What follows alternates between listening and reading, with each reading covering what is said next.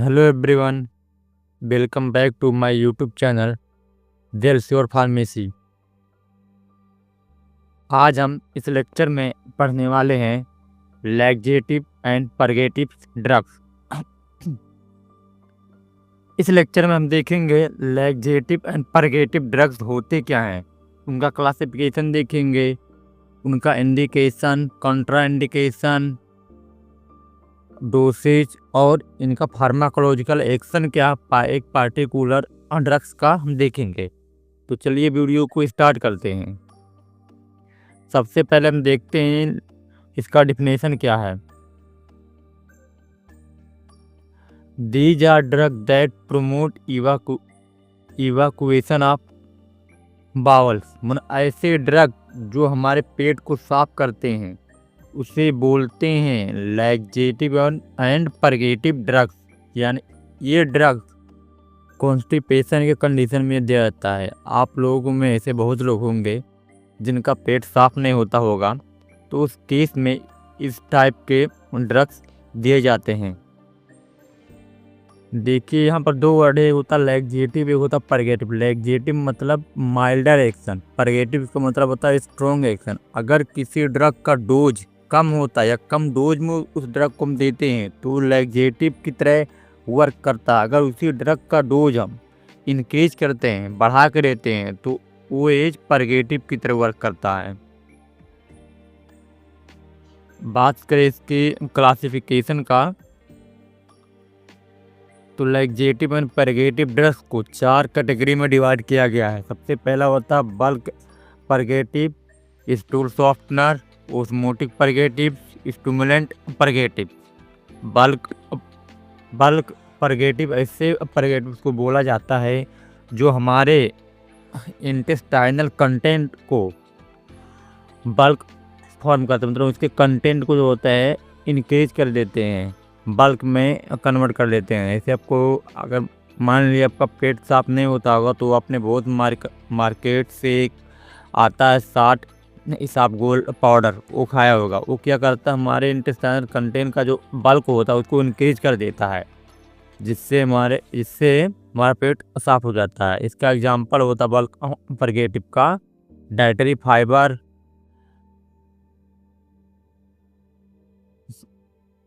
स्पागुला methyl cellulose. दूसरा हमारा होता है स्टूल सॉफ्टनर। स्टूल सॉफ्टनर हमारे स्टूल को क्या होता है, सॉफ्ट कर देते हैं। अगर हमारा स्टूल हार्ड होता है तो जल्दी वो पास नहीं होता है। अगर उसको सॉफ्ट कर दिया जाए किसी भी तरीके से तो जल्दी पास हो जाता है। इसका एग्जांपल होता है डोकोसेट, लिक्विड पैराफिन। लिक्विड पैराफिन बहुत फेमस है, आपने देखा होगा, एक बोतल में आता है लिक्विड पैराफिन। अगर उसका यूज करते हैं तो हमारे इंटेस्टाइन का जो कंटेंट होता है वो सॉफ्ट हो जाता है। तीसरा है ओस्मोटिक परगेटिव। ओस्मोटिक परगेटिव ये इसमें एक प्रॉपर्टी होती है ओस्मोसिस की। ये ओस्मोसिस के द्वारा हमारे कॉन्स्टिपेशन को ट्रीटमेंट करते हैं। इसका एग्जांपल होता है magnesium hydroxide, sodium sulphate, sodium phosphate, lactulose भी होता है। चौथा हमारा होता है स्टिमुलेंट परगेटिव। स्टिमुलेंट परगेटिव 4 प्रकार के होते हैं। पहला हमारा होता है डाइफिनाइल मीथेन, दूसरा हमारा होता है एंट्राक्विनोन, और तीसरा जो हमारा होता है 5-HT4 अगोनिस्ट। हमारा चौथा होता है प्रोस्टाग्लैंडिन एनालॉग।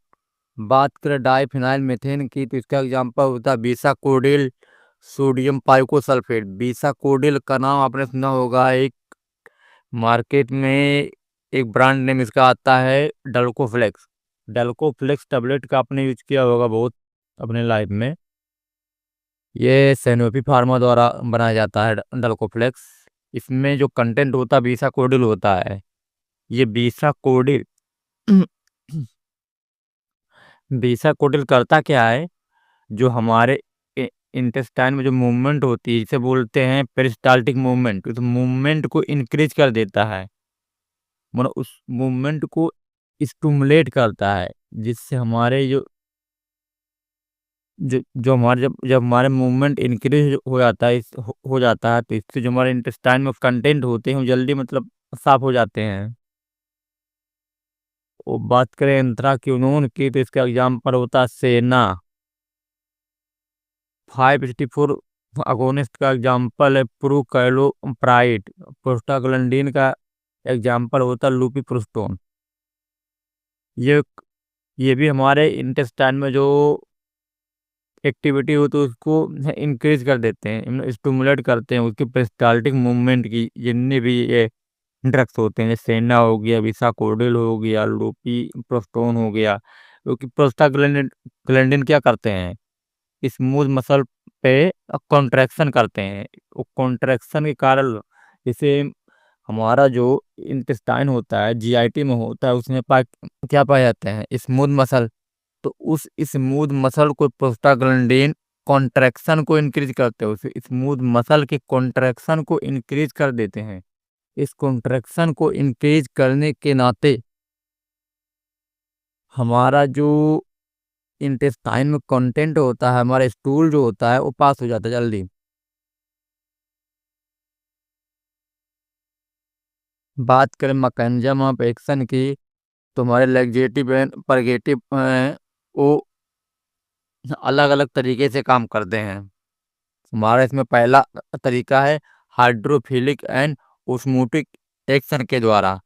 इसमें क्या करते हैं, जो वाटर और इलेक्ट्रोलाइट है उसके कंटेंट को ये इकट्ठा करते हैं, मतलब जो वाटर और इलेक्ट्रोलाइट उसको रिटेन के करते हैं, उनको स्टूल में रिटेन करते हैं, जिससे हमारा स्टूल क्या होता है, सॉफ्ट हो जाता है। या अगर उस स्टूल में वाटर की अगर स्टूल में वाटर कंटेंट ज़्यादा होगा तो हमारा स्टूल क्या होगा, सॉफ्ट होगा, इससे जल्दी पास होगा, परेशानी कोई नहीं होगा।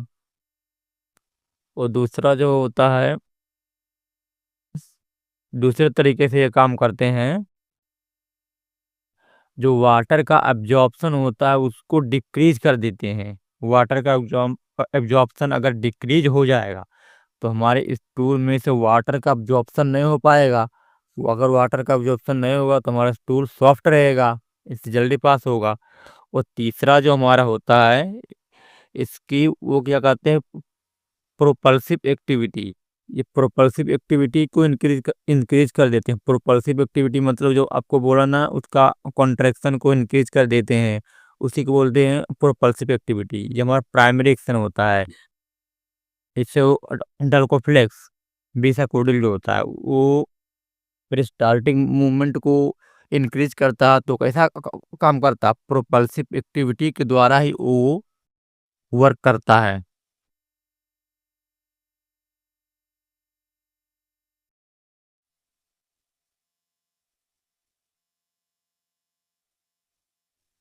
बल्क परगेटिव बल्क परगेटिव क्या होते हैं, ये इंडी ये इनडाइजेस्टिबल वेजिटेबल फाइबर होते हैं।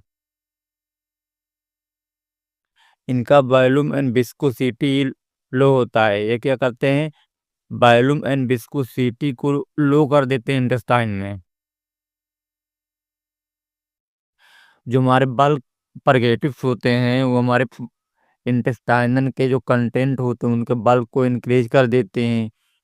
अगर बल्क परगेटिव के साथ में कोई और ड्रग्स दिया जाता है तो ये बल्क परगेटिव क्या करते हैं, दूसरे ड्रग के साथ इनका इंटरेक्शन होता है। ड्रग इंटरेक्शन के कारण दूसरे जो ड्रग्स होते हैं उनका एब्जॉर्प्शन जो होता है कम हो जाता है। इसलिए बल्क परगेटिव और दूसरे ड्रग्स एक साथ नहीं लेना चाहिए। इससे दूसरे ड्रग का अब्जॉर्प्शन अगर नहीं होगा तो उतना इफेक्टिव नहीं रहेगा। इसलिए कम से कम आधा एक घंटे का इंटरवल रहना चाहिए, अंतराल में लिया जाता है bulk purgative and other drug.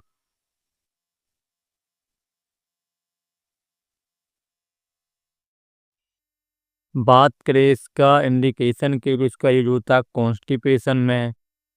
बात करें इसके कंट्रा इंडिकेशन की, तो सबसे पहला होता है हाइपर सेंसिटिविटी। हाइपर सेंसिटिविटी का मतलब ऐसे पेशेंट या ऐसे पर्सन जिनको इस टाइप के ड्रग्स से एलर्जी होता है, उस टाइप के पेशेंट में हम बल्क परगेटिव नहीं देते हैं।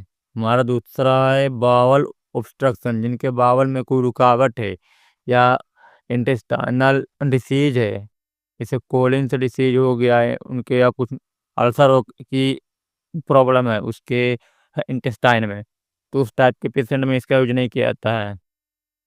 तीसरा फेकल इन्फेक्शन। चौथा हमारा होता है एक्यूट एब्डोमिनल पेन। अगर किसी पेशेंट में एब्डोमिनल पेन है, यानी कि पेट में दर्द हो रहा है, तो भी हम इस टाइप का ड्रग नहीं यूज करते हैं। अगर अगर इस टाइप के पेशेंट में ये ड्रग हम देंगे तो ये क्या करते हैं, उसके पेरिस्टाल्टिक मूवमेंट को क्या करते हैं, इंक्रीज कर देते हैं। तो अगर पेरिस्टाल्टिक मूवमेंट इंक्रीज होगा तो पेट में दर्द बढ़ जाएगा और हो जाएगा, मतलब कंडीशन दोगुना हो जाएगा मतलब उसका। इसलिए इस टाइप के पेशेंट में एब्डोमिनल पेन वाला जो पेशेंट होते हैं, उनमें हम ये ड्रग नहीं देते हैं।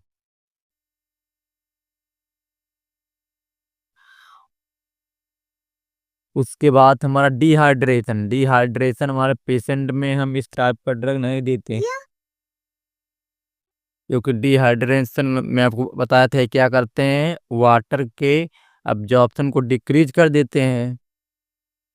अगर उनका अब्जॉर्प्शन डिक्रीज कर देंगे तो, और जिस पेशेंट में डिहाइड्रेशन यानी वाटर की प्रॉब्लम है, उनके बॉडी में वाटर की कमी है, उस टाइप के पेशेंट में अगर हम इस टाइप के ड्रग देंगे तो उनमें डिहाइड्रेशन की प्रॉब्लम और इंक्रीज हो जाएगा, बढ़ जाएगा। बात करें इसके डोज की, तो इस्पागुला का डोज होता है 3 से 12 ग्राम। इसको इस्पागुला एक पाउडर आता है, 3 से 12 ग्राम लेंगे, पानी के साथ मिक्स करेंगे। अगर पानी नहीं तो आप वाटर के मनो पानी या मिल्क के साथ ले सकते हो। अगर मिल्क नहीं है तो आप वाटर भी ले सकते हो, कोई दिक्कत नहीं। 2 से 3 टाइम इसको लेना रहता है। मिथाइल सेलुलोज का डोज होता है 4 से 6 ग्राम पर डे, वाटर के साथ मिक्स करके खाना रहता है। प्लांटागो का होता है 6 से 12 ग्राम, ये वाटर के साथ इसको मिक्स करते हैं।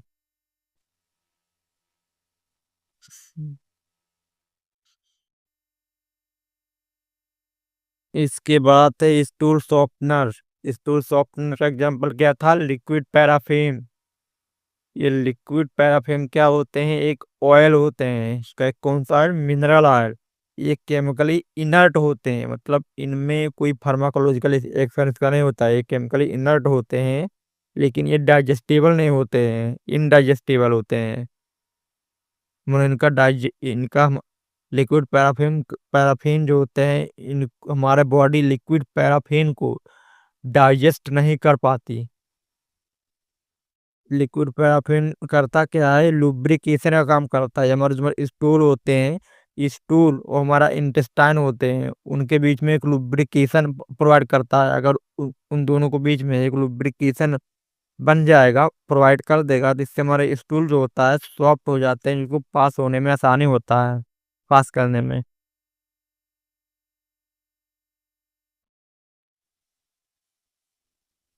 हम्म, बात करें स्टूल, अब हम बात करने वाले हैं stimulant purgative.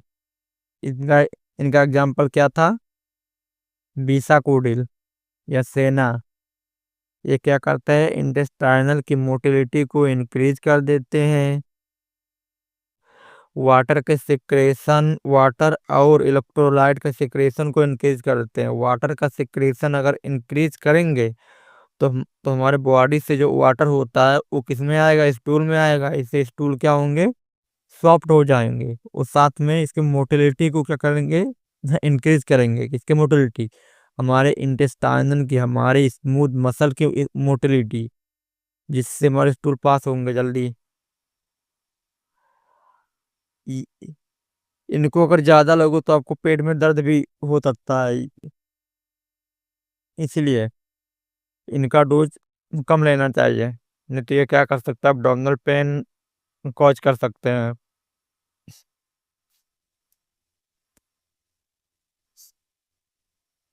When anthraquinone given orally liberated the intestine stimulate the magnetic and stimulate the mesenteric plexus in the colon। इनको एंथ्राक्विनोन के साथ में नहीं दिया जाता है। बात करें इसके डोजेस की, तो बीसाकोडिल का डोज होता 5 से 10 mg। बच्चों में 5 mg दिया जाता है और बड़ों में होता 10 से 15 mg देते हैं। पाइकोसल्फेट का एग्जाम पाइकोसल्फेट का डोज होता है 5 से 10 mg। वो भी रात के समय लेना रहता है। बीसाकोडिल को भी रात में लिया जाता है सोते टाइम। सेना का डोज होता है 10 से 40 mg। ये भी रात में लिया जाता है। जितने भी हमारे स्टिमुलेंट कैटेगरी के ड्रग्स होते हैं उन सबको हम नाइट में ही लेते हैं। नाइट में क्यों लेते हैं, इनका एक रीजन होता है। मान लीजिए आपने इनको दिन में ले लिया और आप ड्यूटी पे हैं, इसलिए दिन में क्या होता है, आपको लेटरिन की प्रॉब्लम होती है, आपको बार बार लेटरिन जाना पड़ सकता है, क्योंकि हमारे ये इंटेस्टाइनल के मूवमेंट को इंक्रीज कर देंगे। इससे आपको पेट में दर्द हो सकता है, आपको बार बार लेटरिन जाना पड़ सकता है। इसलिए इनको हम बेड टाइम लेते हैं, रात के समय लेते हैं कि जब रात के समय हम लेंगे तो उनको काम करने में 4 घंटा लगेगा ही। तो जब हम सुबह उठेंगे तो हमारा पेट जो होता है आसानी से खाली हो जाता है। हम सुबह का टाइम में हमारा पेट खाली हो जाता है, इसलिए इनको रात में लिया जाता है।